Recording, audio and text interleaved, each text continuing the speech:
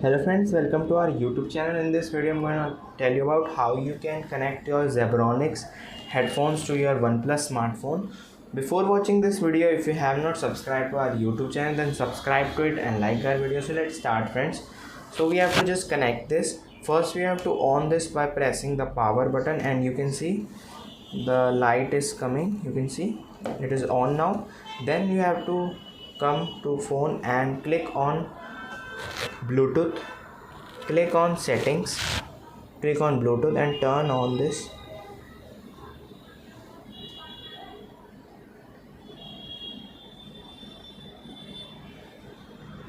And then you have to just search by it is refreshing right now.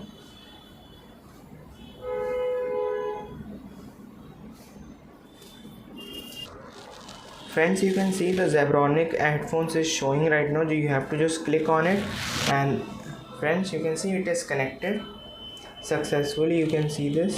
I hope you like this video. If you like this video, then subscribe to our YouTube channel for more helpful tips and tricks videos. Thanks for watching.